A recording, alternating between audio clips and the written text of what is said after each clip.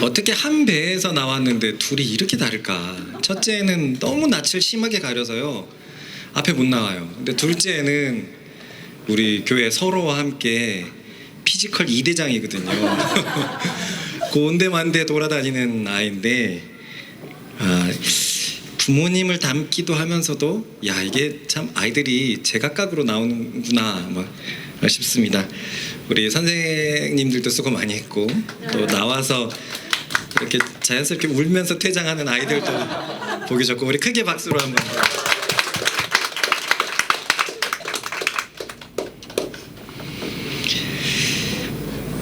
사실 이런 아이들의 이런 모습들을 보면 이렇게 안 웃을 수가 없어요. 저는 이렇게 좀 시니컬한 사람이었기 때문에 예전에는 저런 것들이 그렇게 좋아 보이지 않아. 그냥 막 안 좋은 건 아닌데 막 그렇게 즐겁거나 그러진 않은데, 또 제가 부모가 되고 또 나머지 아이들하고도 너무 관계가 가깝다 보니까 이 아이들을 보기만 해도 행복하고 즐겁고 그러거든요. 아이들이 우리 교회에서는 노래를 많이 부르기 때문에 같이 모이고 하면은, 음악을 틀고 하면 언제서부턴가 아이들이 춤을 추기 시작하더라고요. 자연스럽게 아이들이 이제 우리가 모였을 때 주인공이 점점 되는 거예요. 자기들끼리 추고 재밌고.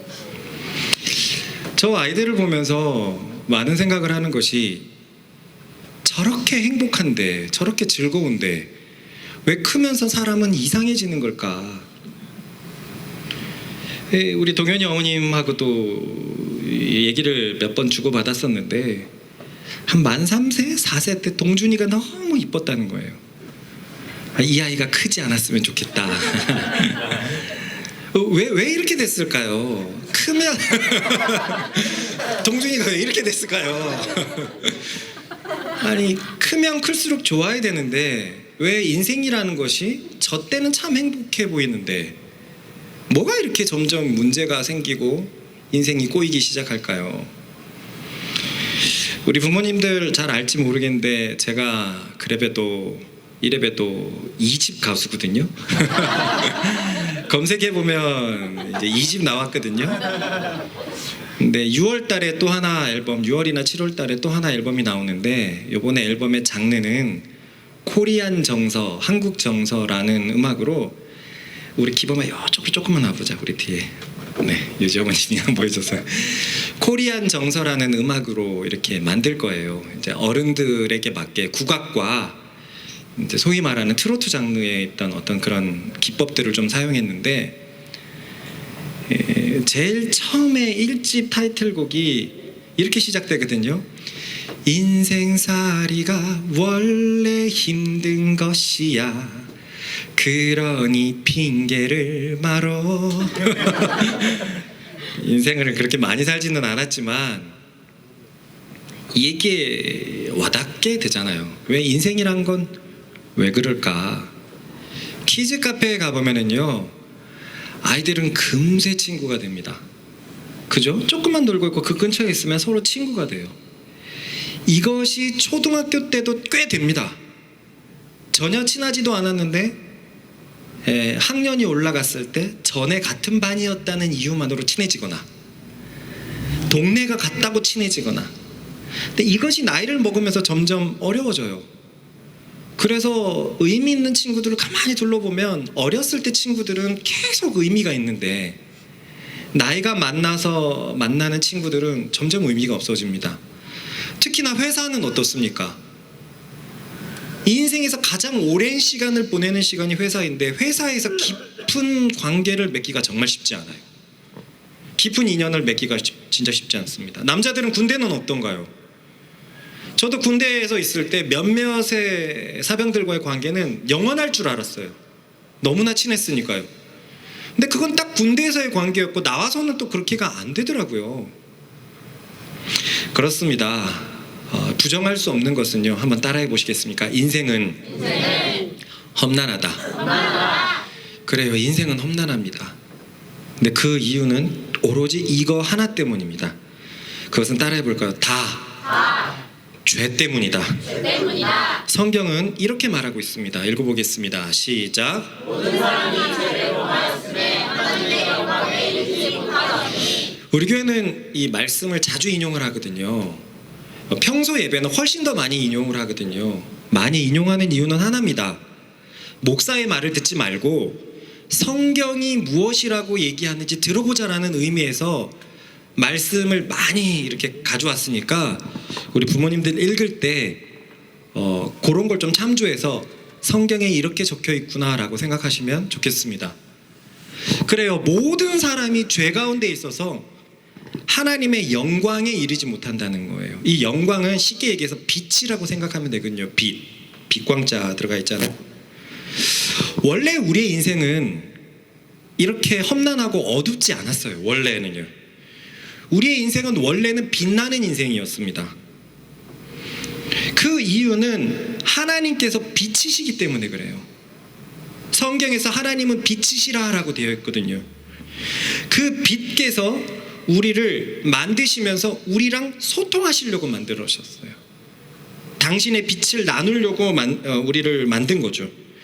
그래서 우리는 원래는 빛에 의해서 창조되었기 때문에 빛과 함께 교제를 할 때는 빛나는 인생이었습니다.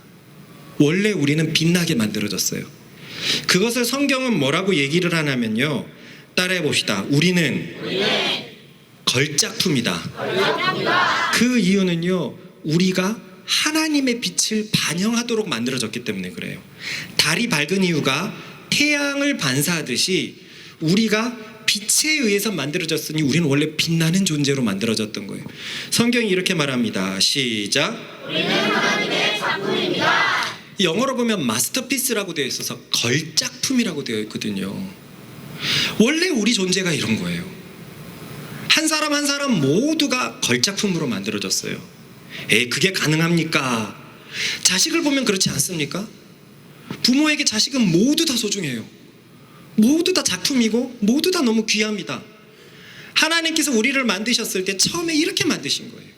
빛을 반영할 수 있는 빛나는 존재로요. 그런데 이 모든 것을 사단이 망쳤습니다. 그 사단이 우리로 하여금 죄를 짓게 했기 때문입니다. 저번 달에 했던 것을 살짝 얘기를 해볼게요. 원래 사단은 하나님의 천사였어요. 천사 중에서도 완전한 천사로 만들어졌습니다.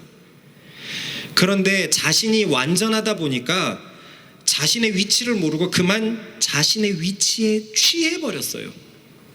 그러니 아니 내가 저 창조자보다 못한 게 뭐지? 나도 완전한데? 그래서 이 천사가 하나님께 반기를 들었습니다. 창조자보다 위대해지고 싶었고 창조자 위에 올라서고 싶었어요. 하지만 아무리 그래봤자 그는 창조된 피조물일 뿐이었어요. 창조자는 아니었던 거예요. 그래서 하나님께서 그를 하늘에서 내쫓아버립니다. 그가 타락하게 된 거죠. 그래서 한 번쯤 들어봤을 텐데요. 루시퍼라는 이름 들어봤잖아요. 퍼라는 게 악마라는 뜻이에요. 근데 유대 전승에 의하면 그의 원래 이름은 루시엘이라고 합니다. 가브리엘, 미가엘은 들어봤죠. 성경에 적혀 있으니까요. 루시엘도 한번 들어봤을 거예요. 근데 타락해서 엘이 하나님이란 뜻이거든요. 루시퍼가 되어 버린 것입니다. 이 타락한 사단, 하나님께 반역했다가 쫓겨난 사단이 사람에게 똑같이 접근한 거예요. 어느 순간 보니까 하나님께서 또 무언가 창조를 하시네요. 그리고 그 창조물에 대해서 너무나 큰 애정을 갖고 계시는 거예요. 사단은 견딜 수가 없었습니다.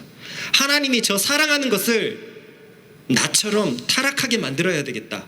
나의 수하가 되게 해야 되겠다 해서 자신과 똑같은 방법으로 사람을 유혹했습니다. 그것이 무엇이냐면요. 선악과를 따먹으면 너가 하나님처럼 될 것이다. 사단이 원래 타락했던 방법이 하나님보다 높아지려고 했던 것이거든요. 그런데 하나님께서는 선악과를 만들어 놓고 따먹지 마라. 먹으면 정령 죽으리라 그랬는데 아니야, 그건 사실 그거 아니야. 따먹으면 너가 하나님처럼 되는 거야. 이 말을 믿고 따먹어버렸어요. 그렇게 사람에게 죄가 들어온 게 되죠. 그리고 그로 인해서 이 세상에 죄가 들어오게 되었습니다. 읽어보십시다. 시작. 그러므로 한 사람으로 말미암아 죄가 세상에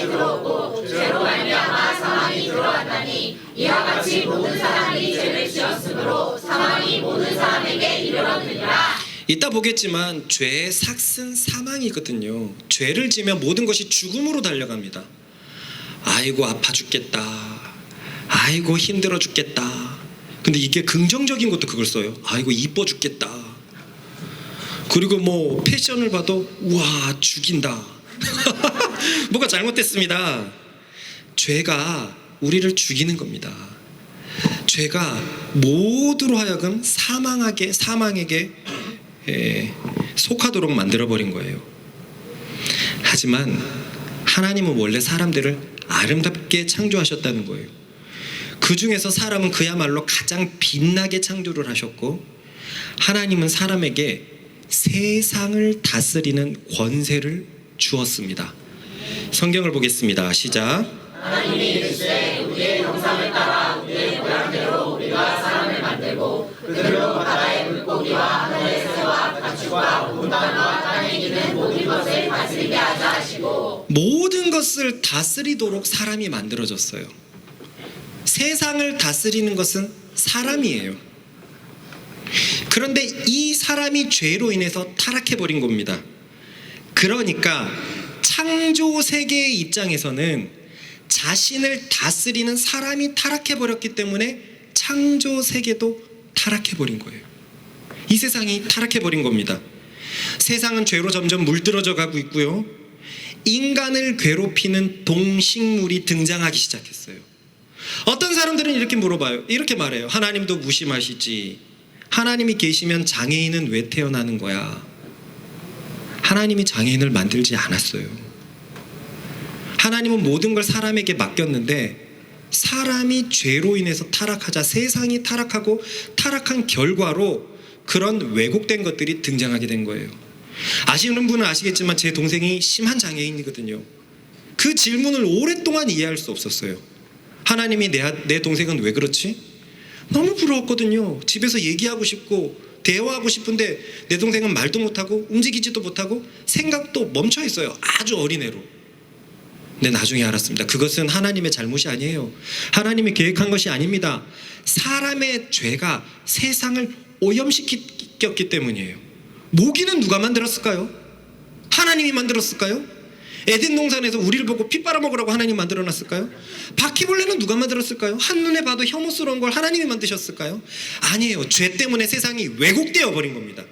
그래서 죄를 짓고 난 그때 말씀이 이렇게 적혀 있습니다. 읽어보겠습니다. 시작. 하나님이 이르시되 내가 내 아내의 말을 듣고 내가 내게 먹지 말라 나무의 열매를 먹었은즉 땅은 너로 말미암아 저주를 받고 너는 내 평생에 수고하여야 그 소산을 먹으리라. 시작. 땅이 내게 가시덤불과 엉겅퀴를 낼 것이라. 내가 먹을 것은 밭의 채소인즉 돌아갈 때까지 얼굴에 땀을 흘려야 먹을 것을 먹으리니 내가 그것에서 취함을 입었음이라. 너는 흙이니 흙으로 돌아갈 것이니라 하시니.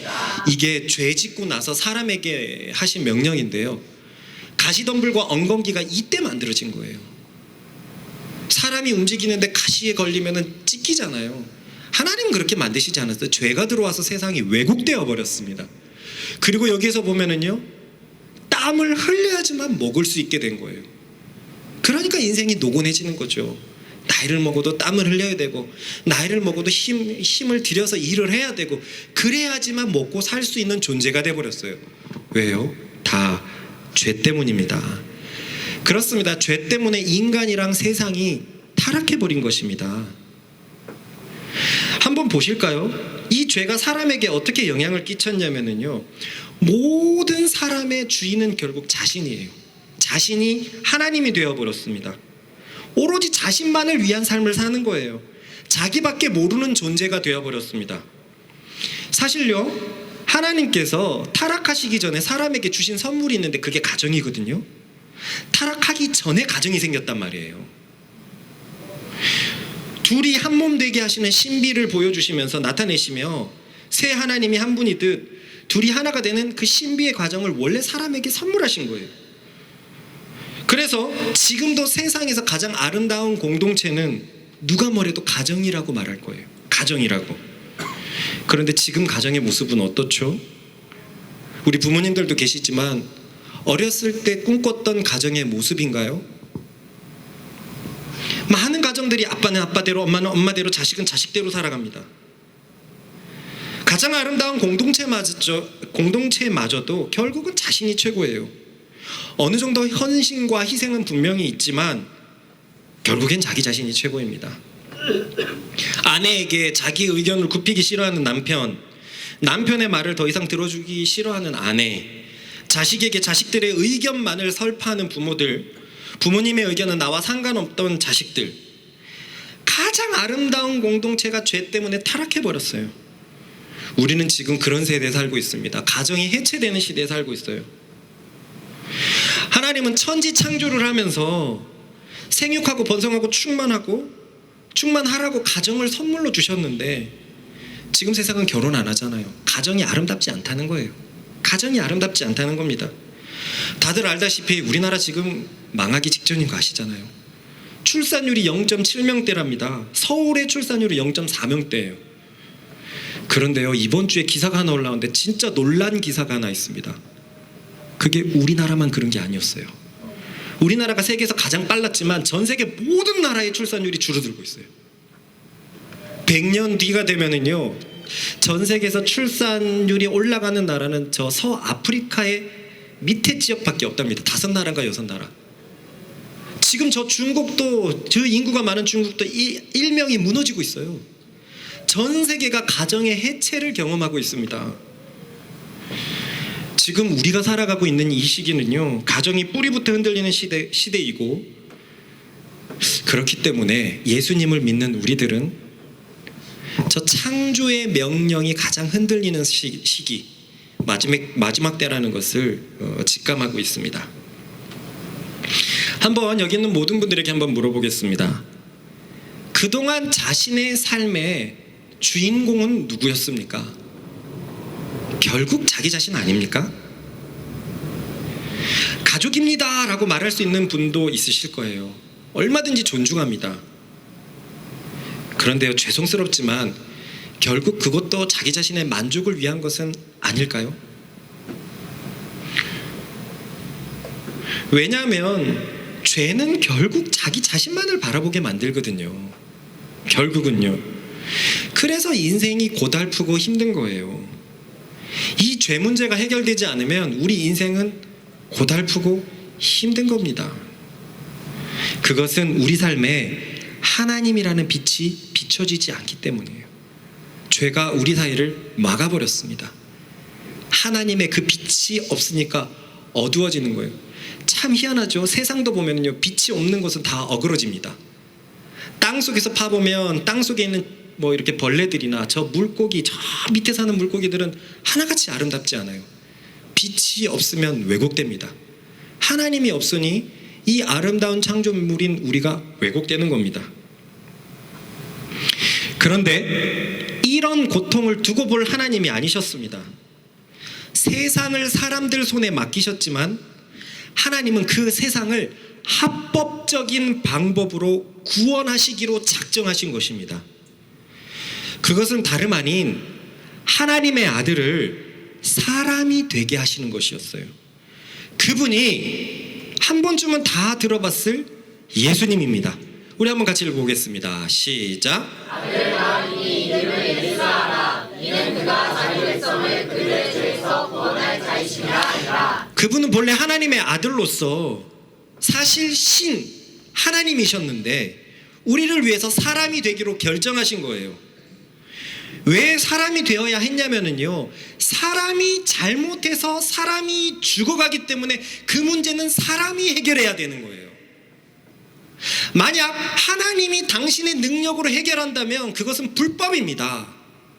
하나님이, 여러분들도 한번 보십시다. 제가 세희에게 선물을 이거 네 거야 하고 줬어요.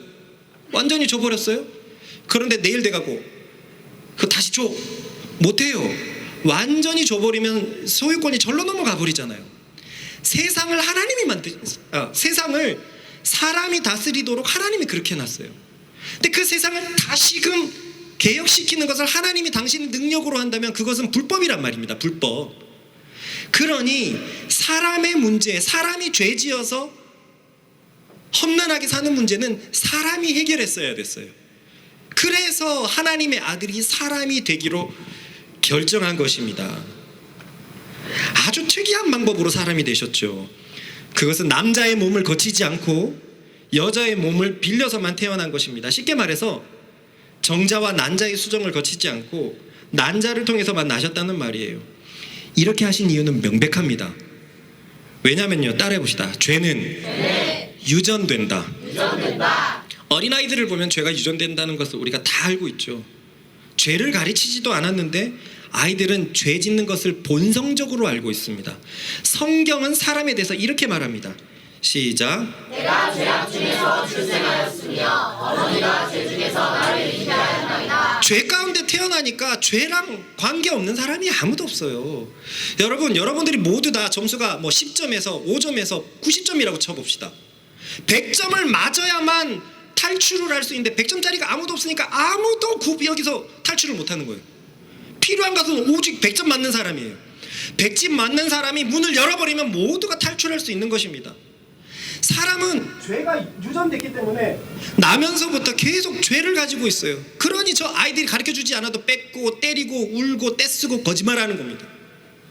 그런데 이것 때문에 하나님의 아들이 남자의 몸을 거치지 않고 성령의 능력으로 태어나신 것입니다. 여기서 누군가는 이렇게 말할지도 모르겠어요. 한번 잘 들어보세요. 하나님은 이 세상을 개입하시지 않겠다라고 하시지 않았나요? 하나님의 능력으로 여자의 몸에서만 태어나는 것은 이 세상을 개입한 것 아닌가요? 맞습니다. 하나님이 자신의 의지로만 그렇게 실행하셨다면 하나님이 개입하신 거 맞아요. 그런데 한번 생각을 해봅시다. 세상을 다스리는 권세가 누구에게 있다 그랬죠? 사람에게 있습니다. 사람에게 있는데요, 사람이 죄를 지어서 그 권세가 사단에게 넘어가 버렸어요. 이 부분을 어떻게 설명할 수 있냐면요, 예를 들어서 막대한 유산을 받은 아이가 있어요. 그런데 혈육이 딱 하나밖에 없는데 아주 질 나쁜 삼촌에게 있었습니다. 이 삼촌은 조카를 이용해서 마음대로 유산을 사용합니다. 자, 그러니까 그 유산은 사실 지금 현재는 삼촌이 가져간 것이나 마찬가지입니다. 동의하십니까? 네. 그죠? 자신의 지위를 이용해서 자기 마음대로 사용하니까. 하지만 그 돈은 원래 누구 겁니까? 조카의 것이에요. 조카의 것이에요. 정확히 말하면 그 돈의 권세는 여전히 아이에게 있어요. 그것을 이용당할 뿐인 것입니다. 세상을 다스리는 권세는 사람에게 있어요. 그것을 사단에게 이용당할 뿐인 거예요. 그렇기 때문에 세상을 다스리는 사람들이 하나님께 요청한다면 하나님이 합법적으로 이 세상에 개입하실 수 있는 겁니다. 그걸 우리는 응답이라고 부르는 거예요. 한번 성경을 한번 생각해 볼까요? 소돔과 고모라를 향해서 우리의 자녀들을 왜 하나님께서 구원하셨습니까? 아브라함의 요청이 있었어요. 야복 강가에서 죽겠다 하면서 야곱이 하나님께 요청하니까 하나님이 도와주셨어요. 이집트에서 10가지 재앙이 어떻게 일어났습니까? 이스라엘 백성들이 하나님께 간구하니까 하나님이 개입할 수 있었어요. 마찬가지입니다. 온 세상이 죄 가운데 신음하니까 사람들이 메시아를 찾기 시작한 거예요. 메시아를 구하기 시작한 겁니다. 그래서 하나님께서 합법적으로 자신의 아들을 보낼 수 있었습니다. 예수님이 오시기 전에 800년 전에는 이런 성경 말씀이 있었습니다. 읽어보겠습니다. 시작. 이는 한 아이가 우리에게 낳고 한 아들을 우리에게 주신 바 되었는데 그의 어깨에는 정사를 메었고 그의 이름은 기묘자라 모사라 전능하신 하나님이라 영존하신 아버지라 평강의 왕이라 할 것입니다. 계속요. 그 정사와 평강의 더함이 무궁하며 또 다윗의 왕자와 그의 나라에 군림하여 그 나라를 굳게 세우고 지금 이후로 영원히 정의와 공의로 그것을 보존하실 것이라. 만군의 여호와의 열심히 이를 이루시리라. 여러분, 성경은 구약과 신약으로 지어졌단 말이에요. 구약은 예수님 오시기 전의 성경이고 신약은 예수님 오고 나서의 성경이에요. 그렇기 때문에 이 성경은 한 사람이 적힌 게 아니라 수십 명이 수천 년에 걸쳐서 적힌 거예요. 근데 이 이사야서는 학자들이 밝힌 바로 의하면 BC 800년 전의 얘기예요. 800년 전에 너무 예수님과 같은 얘기가 있죠. 한 아이가 우리에게서 낳고, 그래서요 1900년도 초반에는 어떤 바람이 불었냐면 다 거짓말이다. 초대교회 사람들이 예수님을 보고 구약을 적은 거다. 어떻게 저 구약의 많은 예언들이 정확히 예수를 가리킬 수 있느냐. 사도들이 예수님을 보고 그 앞에 것을 소설로 적은 것이다. 이렇게 해버렸어요. 그걸 사람들이 진짜 많이 믿었습니다. 자유주의자들이 그래버렸어요. 예수님의 그 초대교회 제자들이 기적도 그렇게 다 갖다 붙인 것이다. 그런데요 제2차 세계대전쯤에 무슨 일이 일어났냐면 이스라엘의 한 동굴에서 항아리들이 발견됐는데 그 항아리에는 구약의 모든 성경들이 한꺼번에 발견된 거예요. 그리고 탄소 측정 연대법을 사용해 보니까 확실히 구약의 말씀이었어요. 예수님이 오고 나서 구약이 생긴 게 아니란 말입니다. 이게 한 구절만 봐서 그렇지 구약 전체의 메시아에 대한 말씀이 너무너무 많아요.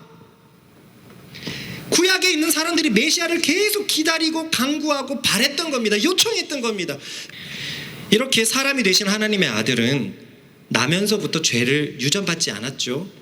자라면서도 죄를 짓지 않으셨습니다.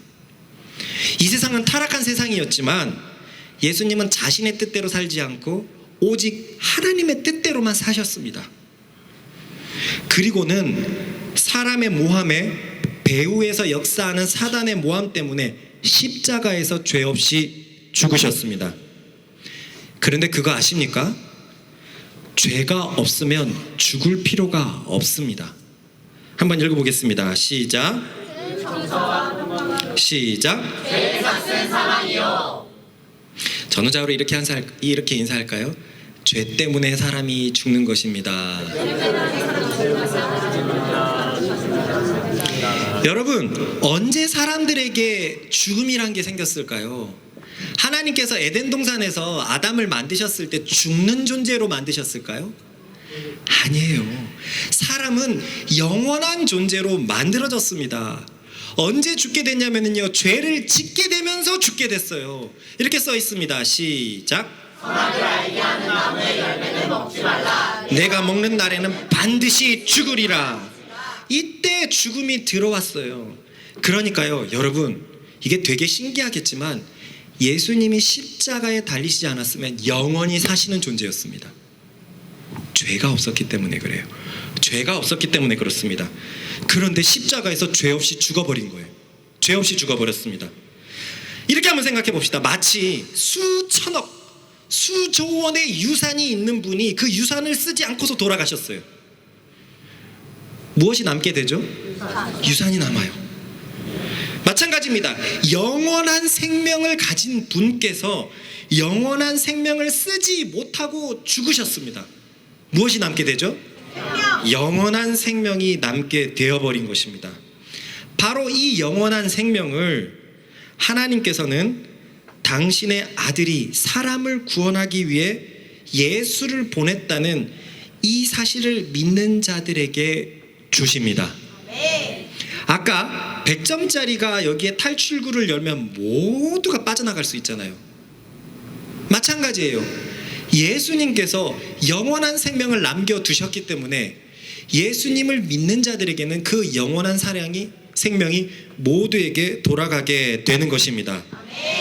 즉 우리 모두는요, 죄로 인해서 죽을 수밖에 없는데, 죄 때문에 아프고, 죄 때문에 병들고, 죄 때문에 상하고 왜곡되고 일그러지는 것인데, 죽지 않아도 될 예수님이 죽었기 때문에 하나님이 예수님을 보내셨다는 그 사실을 믿는 자들의 죽음을, 그러니까 우리가 죄 때문에 죽을 수밖에 없는 우리의 죄값을 예수님을 믿는 사람들은 예수님의 죽음으로 대신한다는 것입니다.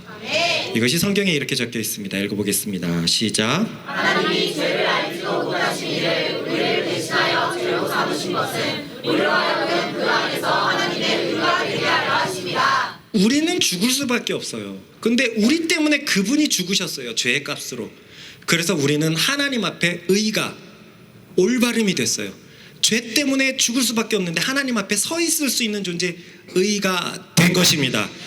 예수님의 죽음 때문에 그 죽음을 믿는 자들은 하나님 앞에 설 수 있게 되었습니다. 이것이 복음입니다. 이것이 복된 소식입니다. 우리를 너무나 사랑하시는 하나님께서 당신의 아들을 우리를 위해서 대신 죽이신 것 말입니다. 이 사실을 믿는 모든 자는 죄가 해결되고 영원히 살게 될 것입니다. 여러분, 이 사실을 믿으면은요, 죄가 해결되기 때문에 우리는 영원한 천국에 가게 되고요, 그 즉시로 천국의 기운으로 우리는 살아가게 되는 것입니다. 왜냐하면 우리 때문에 예수님이 대신 죄값을 이미 치르신 거예요. 치르신 거예요. 유지가 슈퍼마켓에 가가지고 맨날 아이스크림을 외상했다고 해보세요.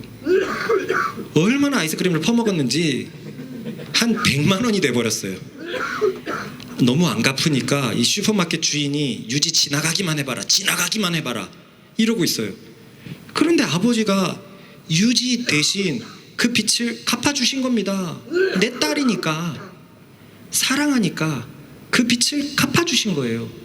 그러면 유지는 슈퍼마켓을 편하게 지나갈 수 있는 거죠. 우리의 죄값을 하나님께서 당신의 아들의 죽음을 통해서 대신 치러버린 것입니다. 이것을 믿으면, 이 사실을 받아들이면 그 즉시 천국이 우리의 삶에서 시작됩니다. 저번 달에도 말씀드렸지만 그 천국은요, 죽어서 가는 천국이 아니에요.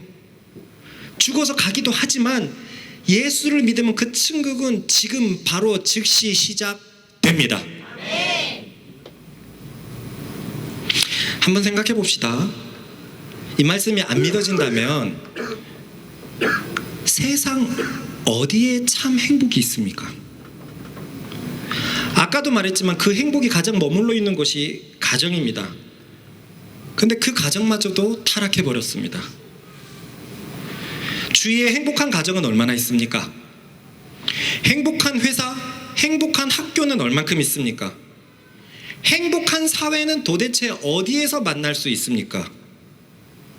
모두가 죄 때문에 자기밖에 몰라요. 결국에는 자기에만 집중합니다. 그러니 의견이 합치가 되지 않아요.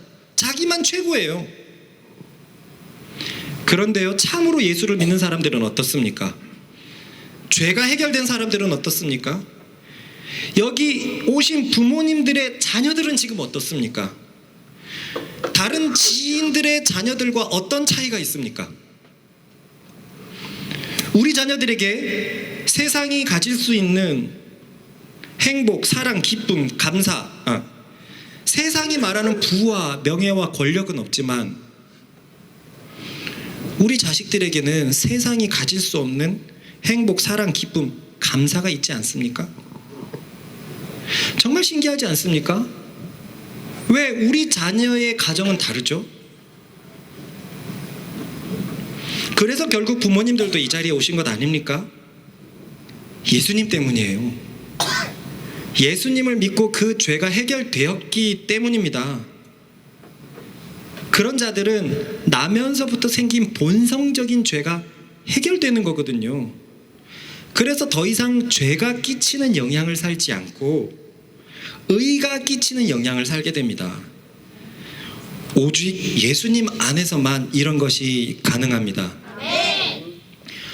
목사님, 내가 아는 그리스도인들, 교회 다니는 사람들은 안 그렇던데요. 그 가정들도 엉망진창이던데요. 그래요. 그렇기 때문에 우리는 진짜로 예수님을 믿어야 됩니다. 많은 사람들이 교회를 다니면서도 결국 자기가 주인이에요. 제가 예전에 부교육자 사역을 하면서요, 그 성도들이 항상 저에게 기도 제목을 주고 그러는데요, 성도님들의 기도 제목의 90%는 잘 되게 해달라는 거예요. 남편 잘 되게, 자식 잘 되게, 자식 좋은 대학 가게. 좋은 대학 가고 나서 교회를 안 나오는데 기도 제목이 그거예요. 하나님 좀 이상하지 않습니까? 남편이 승진하고 돈 많아지면 교회 안 나오는데 이상하게 기도 제목들이 전부 다 잘 되게 되는 거예요. 자기 자신을 위한 겁니다. 잘못된 신앙이에요. 잘못된 신앙입니다. 물론 저희도 결코 완벽하지는 않습니다. 죄가 해결되었지만 우리의 육신은 타락한 채로 남아있고요. 이 육신은 영원한 천국이 임하는 그날에 해결될 거예요. 그렇기 때문에 예수님을 믿는다고 해도 사실 이 땅에서는 불완전합니다. 그러니 더욱 교회에 나와서 말씀을 듣고 신앙생활을 하려고 애쓰는 거거든요. 사실 이 중에서도 사실 우리 안에서도요, 가정에 굉장히 큰 위기가 온 사람들이 있었어요. 세상에서 볼 때 무조건 이혼할 수밖에 없다라는 정도가 있었습니다. 그런데 넘어가게 됐어요. 결혼하는 과정에서도 잡음이 진짜 많았어요. 그런데 몇몇 부부들이 잘 넘어갔습니다. 세상과 같은 무거움들이 오지만 넘어가게 돼버렸어요. 왜 그럴까요? 우리는 예수님을 믿고 있고 그 예수님께서 우리 죄를 해결해 주셨기 때문에 의의 영향을 받기 때문에 그런 줄 믿습니다. 그렇기 때문에 우리는 연약하지만 그리스도 위에 서 있습니다. 그래서 점점 더 행복하고 점점 더 사랑하며 점점 더 기쁘게 살 수 있는 것입니다. 우리 부모님들 자녀 가정을 보고 어떤 생각이 드십니까? 이대로 자녀들이 부모님들의 나이에 도착했을 때 자녀의 가정이 어떻게 되어 있을까요? 확신하건대 예수님을 믿는 신앙을 계속 고취하면 지금보다 더 훨씬 행복할 것입니다. 우리 자녀들도 훨씬 행복할 거고요. 제가 할아버지 세대가 됐을 때 손주들은 더 행복할 거예요. 이것을 위해서 우리가 살아가는 것 같아요. 이것을 위해서, 그리스도를 위해서 행복한 가정. 성경에서 진짜 강조하는 것이 있습니다. 구약과 신약이 모두 강조하는 것이 있어요. 그것은 말씀이 들린다면, 바로 여러분 마음속에 뭔가 말씀이 들리는 것 같다면 그때 바로 지금 오늘 그 사실을 받아들이라는 거예요. 성경을 한번 읽어보겠습니다. 시작. 그는 우리의 하나님이시오 우리는 그가 기르시는 백성이며 그의 손이 돌보시는 양이기 때문이라. 너희가 오늘 그의 음성을 듣거든 너희는 우리와에서와 같이 또 광야의 마사에서 지냈던 날과 같이 너희 마음을 완악하게 하지 말지어다. 여기서 보면 그의 음성이 들리거든, 오늘 그의 음성이 들리거든 너의 마음을 완악하게 하지 말지어다.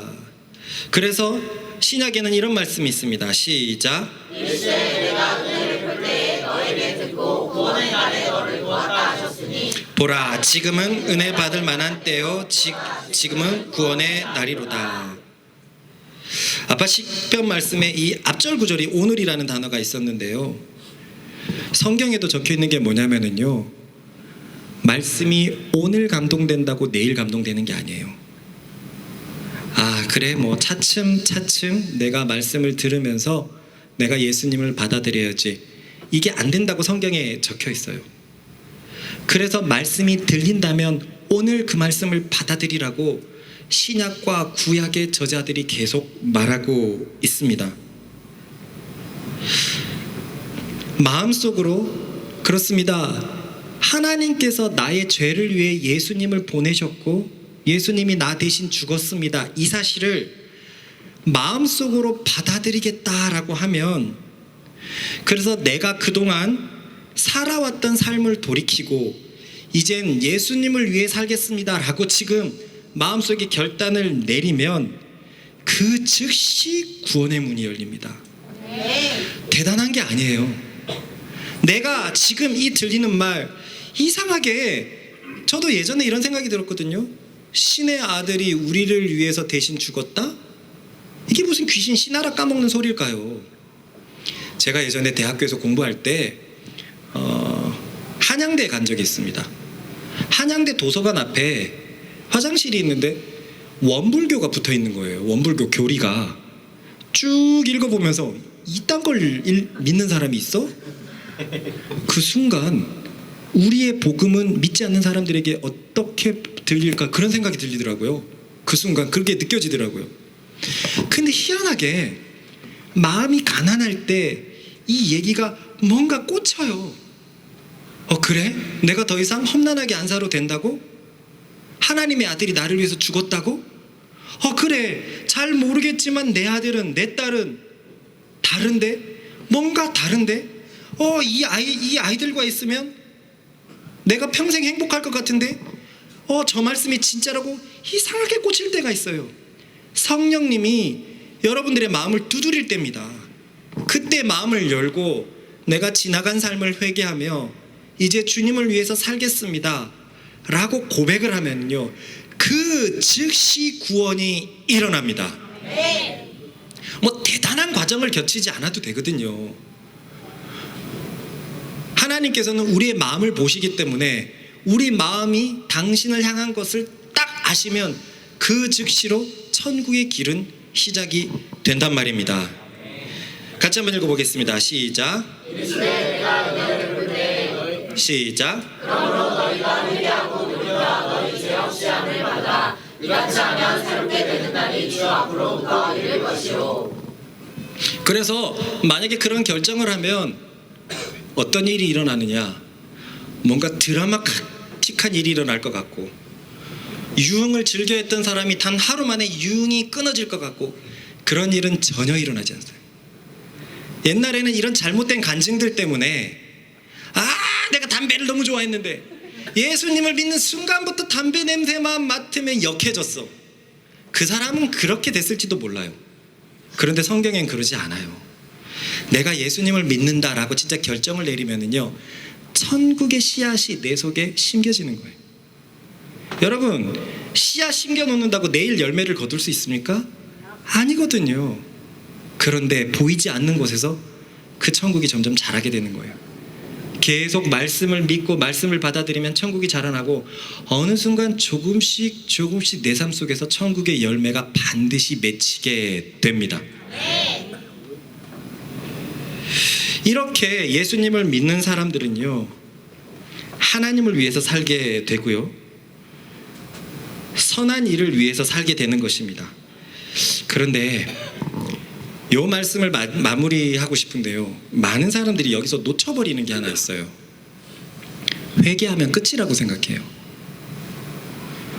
내가 예수님을 받아들이고 지난 삶을 회개합니다 라고 하면 끝이라고 생각해요.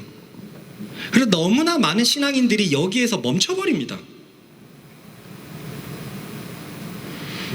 그런데 가장 강력한 회개를 외쳤던 세례 요한은 이렇게 말씀했어요. 읽어보겠습니다. 시작. 그러므로 회개에 합당한 열매를 맺고.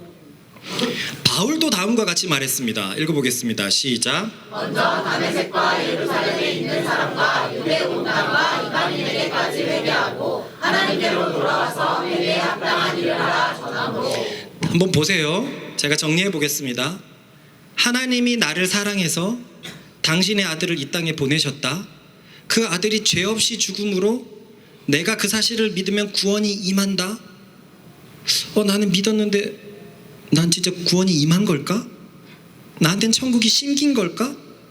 어떻게 확인할 수 있지? 이게 고민이란 말이에요. 나는 지난 일을 회개하고 이제 주님을 위해서 살겠습니다. 이게 된 걸까? 어떻게 해야 되지? 여기서 멈춰버렸어요. 근데 회개는요, 반드시 변한 삶으로 증명을 해야 됩니다. 증명을 해야 돼요.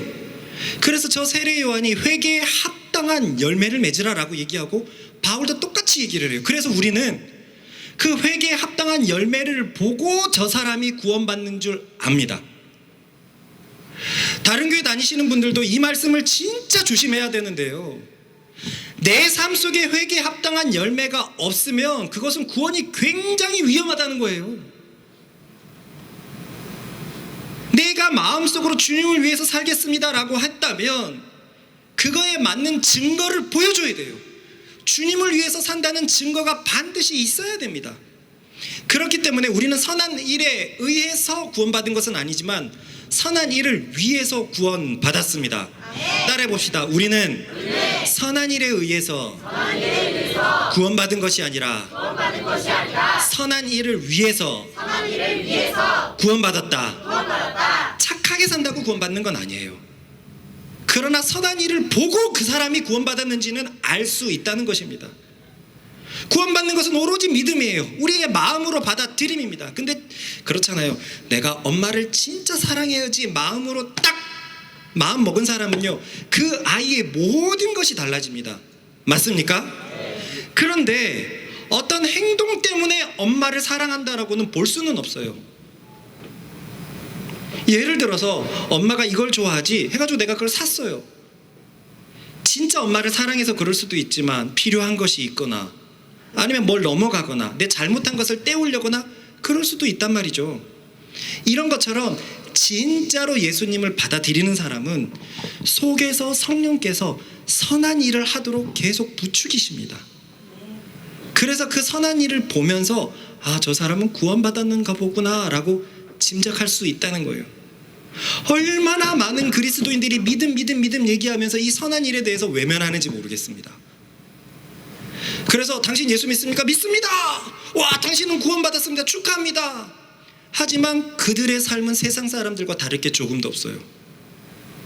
성경에서 세상과 다르지 않는 삶을 사는데 누가 구원받았습니까? 어느 누가 구원을 받았습니까? 그리스도인은 선한 일을 위해서 구원받은 것입니다. 그러면 이 선한 일은 대체 무엇일까요? 당장 집에 가다가 쓰레기를 주워야 될까요? 어떤 일일까요? 그것은 성경이 한마디로 이렇게 얘기했습니다. 따라해봅시다. 사랑하는 삶이다. 사랑하는 삶이다. 한번 읽어보겠습니다. 시작. 우리는 하나님의 작품입니다. 선한 일을 하게 하시려고 하나님께서 그리스도 예수 안에서 우리를 만드셨습니다. 하나님께서 이렇게 미리 준비하신 것은 우리가 선한 일을 하며 살아가게 하시려는 이게 하다 넘어갔네요. 우리는 하나님의 작품입니다. 아까 우리가 언급한 거죠. 원래 우리는 걸작품이에요. 근데 걸작품의 삶은 선한 일을 위해서 살아가는 거예요. 선한 일을. 세상과 똑같이 죄지면서 살아가는 게 아니라 선한 일. 근데 그 선한 일은 바로 이것입니다. 읽어보겠습니다. 시작. 새 계명을 너희에게 주노니 서로 사랑하라. 내가 너희를 사랑한 것 같이 너희도 서로 사랑하라. 그러므로 사랑하지 않는 자의 삶은 그리스도인의 삶이 아닙니다.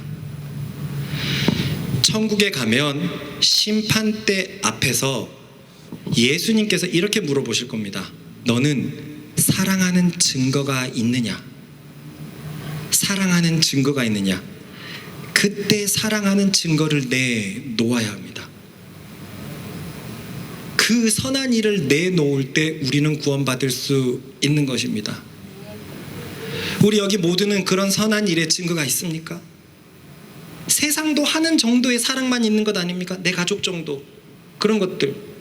예수님은 서로 사랑하라 그랬는데 서로 내 몸처럼 사랑하라고 얘기했는데 그럴 만한 존재가 있습니까? 수십 년 신앙생활을 하시면서 교회 공동체 안에서 사랑을 주고받는 사람들이 정말로 있습니까? 아니면 여지껏 내가 내 위주로 살아갑니까? 천국의 마지막 때가 되었을 때 가장 불쌍한 사람은 이런 사람들일 겁니다. 제가 수십 년 교회 다녔는데요. 그래, 좋다. 너에게 선한 일은 어디에 있느냐? 저는 예수님을 믿었다고요. 그렇다, 좋다. 믿는 증거가 어디 있냐? 네가 나를 믿었다면 믿는 증거가 있어야 될 것 아니냐? 성경은 그것을 계속 써놓고 있는데 그 믿음의 증거가 어디 있느냐? 너는 저 집사를 미워하지 않았느냐? 너는 저 집사가 어려웠는데 무엇을 도와주었느냐? 너는 너만을 위해서 계속 구하지 않았느냐? 그 마지막 때 이렇게 얘기할 사람들이 정말로 많을 거예요. 구약을 보면 이스라엘 백성만 사실 하나님의 선택된 백성입니다. 그런데요, 이스라엘 백성 중에서 천국 갈 사람을 조사해보면요, 정말로 드물어요. 선택된 백성 안에서도 드물다는 거예요. 엘리야라는 선지자 기억나시죠? 엘리야가 뭐라고 얘기했습니까? 하나님을 위해 섬기는 사람이 이스라엘에 나밖에 없습니다 라고 할 정도였어요. 하나님을 섬길 수밖에 없는 백성인데도 진정한 신앙인이 한 명 있었던 거예요. 구약도 구원받는 사람이 많지 않아요. 지금 이 땅에서 예수 믿는 사람은 20% 남짓입니다. 근데 그 20% 남짓 가운데 선한 일을 위해서 사랑의 증거를 가지고 있는 사람은 얼마나 있을까요? 굉장히 적을 겁니다. 이것에 대해서 침묵하지 말아야 합니다. 믿음 얘기하면서 그 믿음이 따른 행실은, 그 순종은 우리 삶에 왜 없어야 됩니까? 저 아이가 내 아이 같아야 되고, 우리 그리스도 안에 있는 공동체를 내 몸처럼 사랑해야 되고, 누가 어렵다면 다 같이 발벗고 나서야 되고, 저희 교회는 그렇게 하고 있습니다. 누가 힘들다 가면 다 같이 도와줘가지고 그 사람의 삶을 세웁니다. 유지의 삶을 그렇게 세웠고, 영현이의 삶을 그렇게 우리 모두가 도와줬죠. 앞으로도 누군가가 그런 어려운 일들이 있으면 발벗고 나설 거예요. 의진이가 어렵다 그러니까 다 나서줬죠. 이것이 뭔가를 도우고 말고가 아니라 서로 사랑하는 것이 그리스도인의 증거이기 때문입니다. 참 그리스도인은요, 사람을 미워할 수가 없어요. 이거 되게 멀리 있는 말 같지 않습니까? 혹시 나는 누가 미운데요? 아유, 그거는 아직 그리스도의 영을 받지 못한 사람입니다. 성경을 한번 보세요. 누구를 미워해도, 나가라고 해도 지옥불에 떨어진다고 얘기했어요. 그리스도인은 미워할 수 없습니다. 그리스도인은 미워할 수 없어요. 우리 속에 계신 성령께서 탄식하게 만들어요. 그게 참으로 그리스도인이고, 그래서 같이 살고 같이 사랑하고 그리스도의 한 몸을 이루고 사랑하는 증거를 갖고 있는 것이 바로 우리들입니다. 그래서 사도 요한은 이렇게 말했습니다. 오늘 마지막 말씀이거든요. 읽어보십시다. 시작. 이러므로 하나님의 자녀들과 마귀의 자녀들이 드러나나니, 의를 행하지 아니하는 자나 또는 그 형제를 사랑하지 아니하는 자는 하나님께 속하지 아니하니라. 우리는 서로 사랑할지니 이는 너희가 처음부터 들은 소식이야. 여기서 보면은요, 하나님의 자녀들과 마귀의 자녀들이 드러난답니다. 그런데 이렇게 생각을 하면 이거는 불신자고 여기는 신자 같거든요. 근데 이것은 똑같이 교회를 향해서 보낸 편지예요. 왜냐하면 교회 안에서 본인이 신자라고 착각하고 있는 사람들이 있거든요. 그래서 이렇게 드러난대요. 마귀의 자녀들은 의를 행하지 아니하거나 또는 형제를 사랑하지 아니하거나, 형제를 사랑하지 아니하면 마귀의 자녀들이라는 거예요. 하나님께 속하지 아니하답니다. 우리는 서로 사랑할지니 너희가 처음부터 계속 들은 소식이라. 그렇습니다. 이 신구약 성경은 처음부터 끝까지 사랑에 관해서 적혀 있어요. 하나님이 사랑하는 우리, 그래서 우리를 위해서 보내실 예수 그리스도, 그리고 우리에게 보내신 예수 그리스도 때문에 사랑하는 우리, 이런 것만이 적혀 있습니다. 그리고 우리 부부 중에서는 처음에는 당연히 많이 싸우죠. 부딪힙니다. 그런데 우리가 예수님을 믿고 있거든요. 예수님을 믿고 있으니 자기의 마음을 고쳐먹는 거예요. 자꾸 고쳐먹는 겁니다. 왜냐하면 우리는 다른 존재이기 때문에. 다른 존재이기 때문에 결국은 더 좋은 곳을 향해서 계속 나가게 되어 있습니다. 저도 제 아내랑 결혼을 했는데요. 당연한 거죠. 아내랑 결혼하고 1년 반 동안 정말 많이 싸웠어요. 야, 내가 목회자인데 난 왜 이렇게 싸우는 거지? 그래서 어느 순간 한 반년 정도 됐나? 아내가 힘들 때마다 그냥 꾹 참았습니다. 그리스도인이고 목회자고 사랑해야 된다라는 생각 때문에요. 그리고 우리 아내가 그때 뭐라고 얘기했냐면요, 내가 괜히 목사님이랑 결혼해서 나는 싸우지도 못한다. 속 시원하게 남편하고 싸웠으면 좋겠다. 무슨 이런 고급스러운 말을 할 수 있습니까? 저 옆에 있는 친구들은 다 그냥 피칭피장 하는데 못 싸우겠다는 거예요. 그런데 1년 반이 지나고 나서는 눈에 부딪히게 싸우는 일이 1년에 한 번도 점점 아니게 돼버렸어요. 약간의 서운한 일도 해결이 됩니다. 우리라는 존재가 그렇다는 거예요. 그래서 결혼한 지 6년 7년이 됐는데 매년이 새롭습니다. 매년이 정말 좋아집니다. 아내가 이렇게 같이 여행을 떠났다 왔는데 마음이 빈 것을 정말 제가 느껴지더라고요. 아, 있었으면 좋겠다. 같이 있었으면 좋겠다. 괜히 여러분 앞이라고 콩깍지가 쓰이고 그렇게 말하는 게 아니에요. 이게 원래 그리스도인이기 때문에 그렇습니다. 그리스도인은 사랑하면서 사는 사람입니다. 아멘. 하나님을 믿기 때문에 하나님의 빛이 비춰지니까 그 빛으로 세상을 살아가는 거예요. 이것이 바로 거룩한 삶입니다. 세상과 다른 삶, 그런 증거를 가지고 있을 때 우리는 영원한 천국에 들어갈 것이고요, 지금부터 하나님께서 우리들의 삶을 계속 새롭게 바꿔줄 것입니다. 혹 오늘 이 말씀이 들리는 것 같은데 애매한 분들은요, 이 말씀을 꼭 기억해 보십시오. 이후로 어디에서 행복을 찾을 수 있는지, 어디에서 참 사랑과 어디에서 참 구원을 찾을 수 있는지. 우리 교회는요, 부모님들이 계시지만 학벌로 따지면 대학교에 나오지 않은 친구들도 반 가까이 돼요. 그리고 부모님도 한 분에게 킨 결손 가정이 반이 넘어요. 이혼 가정이요. 그럼에도 불구하고 우리가 이렇게 점점 더 만들어져 가고 있거든요. 이유가 하나입니다. 하나님이 우리를 구원하셨기 때문에 우리 때가 해결이 된 거예요. 그런데 이제는 하나님이 그 믿음을 위로 보이게 하십니다. 우리를 위해서 가진 수고를 겪으신 우리 부모님, 부모라는 이유만으로 평생 존중받기에 합당하신 부모님이 하나님을 모르거나 교회를 다녀도 하나님의 올바른 똑바른 축복을 모르거나 그 믿음에 못 도달하거나, 그래서 어느 순간 우리가 그걸 기도하기 시작을 했고, 그래서 우리가 꿈꾸는 것은 믿음의 3대가 되자. 우리 부모님과 우리가 자녀들이 믿음 안에서 함께 커가면 도대체 어떤 가정이 될까? 부모님께 이것보다 더 큰 효도가 있을까? 나이가 드는데 그냥 자식이 조금 정말 마음으로 챙겨주는가, 내가 짐이 되는 것은 아닌가, 그런 게 아니라 마음으로 하나 돼서 부모를 좋아하고, 마음으로 할머니를 좋아하고, 할아버지를 좋아하고, 같이 한 예수 그리스도를 바라보고 계속 서로 사랑하려고 애를 쓰고, 주인은 예수님이시고, 그러면 얼마나 행복할까요? 그런 사랑 밑에서 큰 자녀들은 얼마나 행복할까요? 지금 이 시기는 창조 세계의 그 창조 질서의 명령이 가장 무너져 있는데, 이제 한번 보세요. 진짜 예수를 믿는 가정들이 등장하기 시작할 거예요. 인터넷에도 한 글이 올라왔는데요, 아이를 낳는다고 하니까 주변에서 다 욕하더래요.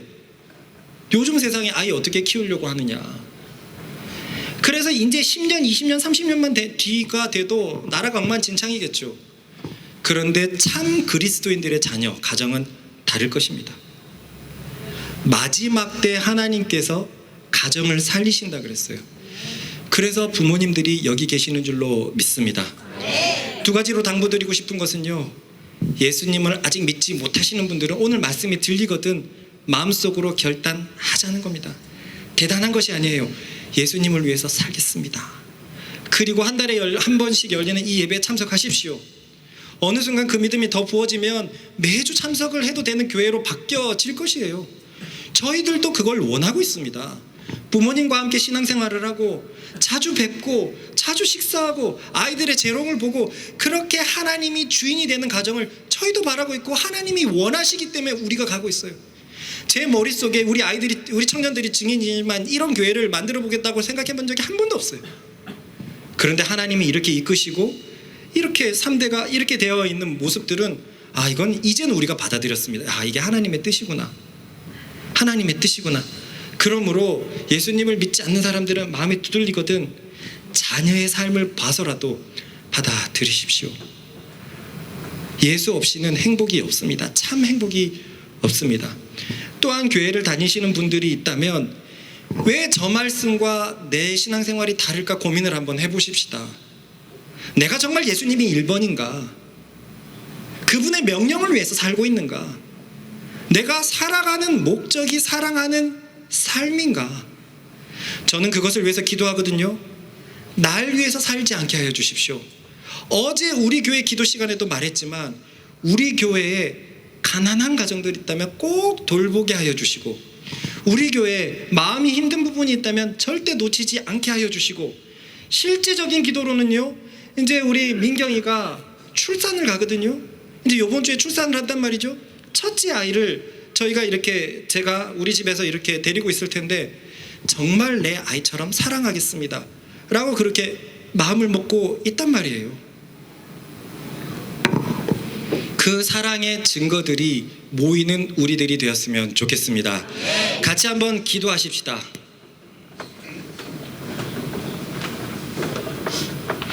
말씀이 내 속에 새겨져서 참으로 열매 맺는 말씀 될 수 있도록 이 자리에 있는 모든 사람들을 중보하시면서 우리 주여 한번 외치고 같이 기도하겠습니다. 주여! 아버지 하나님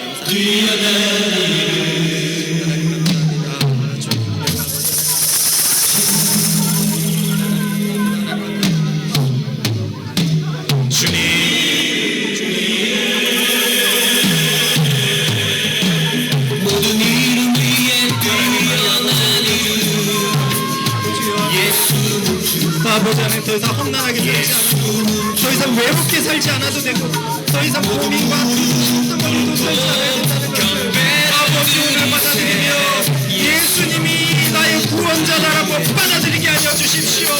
나를 위해서 예수님이 오셨고 나를 위해서 예수님이 죽었다는 것을 받아들이는 나와 우리들 되게 하여 주십시오. 나의 구원 되신 예수님이시여 그리고 만나는 축복하여 주셨소.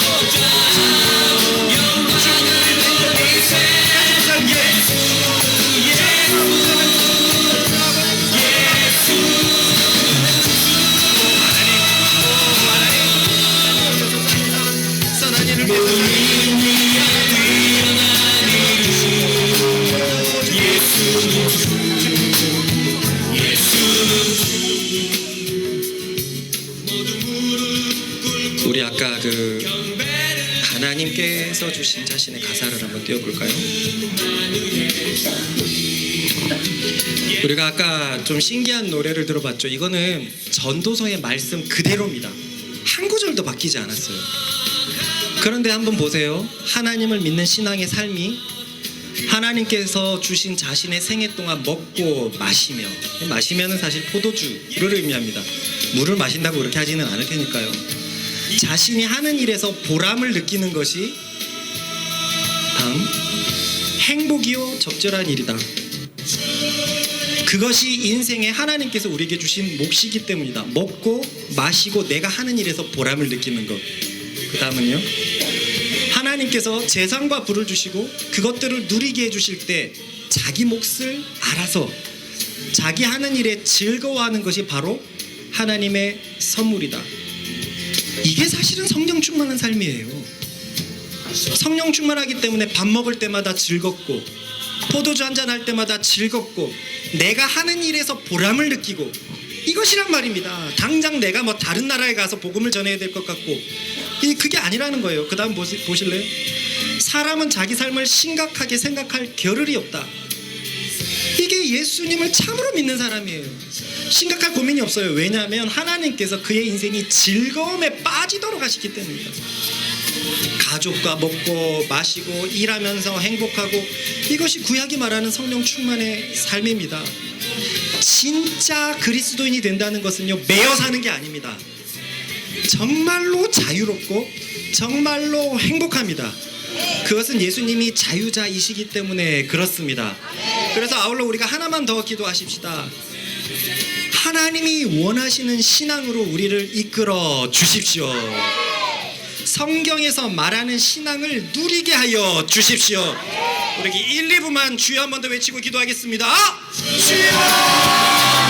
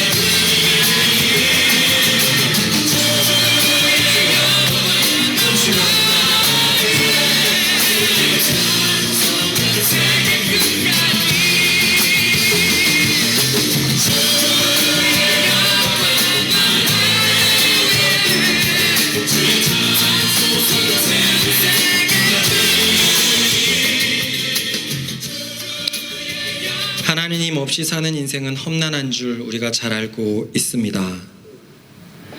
그래서 우리가 하나님 앞에 나왔음에도 불구하고 하나님의 말씀을 꽉 붙잡지 못해서 험난했을 때가 있습니다. 주님 용서하여 주십시오. 하나님을 믿는 참 믿음 가운데서 살아가는 우리들 되게 하여 주십시오. 성경은 분명히 우리를 하여금 즐거움에 빠지도록 하겠다고 하였는데 죄가 막고 있기 때문에 그 행복한 인생, 빛나는 인생을 살지 못합니다. 그래서 예수 그리스도를 보내주셨사오니 여기에 있는 모든 사람들이 예수님을 믿고 예수님 안에서 참된 즐거움으로 나가게 하여 주십시오. 하나님, 저는 인생이 참 행복하고 너무나 감사하며 나이 드는 것이 즐겁습니다. 어떻게 하나님을 믿지 않고 살아갈 수 있을까? 세상 사람들은 행복할까? 그런 고민을 할 때가 많습니다. 그만큼 하나님께서 나를 바꿔주셨고 예수 그리스도의 죽으심이 내 삶 속에 구원을 가져다 주었는데 이제는 우리가 우리의 행복에서 머물지 않고 부모님에게, 가족에게로, 일터에게로 복음을 전하려고 하고 있습니다. 주님, 이 모든 일들 가운데 함께하여 주셔서 내 주변의 사람들이 예수 안에서 함께 행복하게 하여 주십시오. 예수 안에서 함께 즐거움에 빠지게 하여 주십시오. 예수 안에 심각하지 않게 살아가고 감사하며 살아가는 인생들 되게 하여 주십시오. 무엇보다 우리를 키워주시면서 애쓰시는 부모님께 최고의 효도를 할 수 있는 우리 되게 하여 주십시오. 부모님의 마음을 열어주시고 예수 그리스도가 심기게 하여 주십시오. 오늘 음성이 들리거든 마음이 동하거든 예수님을 믿겠다고 결정하는 부모님들 되게 하여 주십시오. 이 모든 말씀 예수님의 이름으로 기도했습니다. 아멘.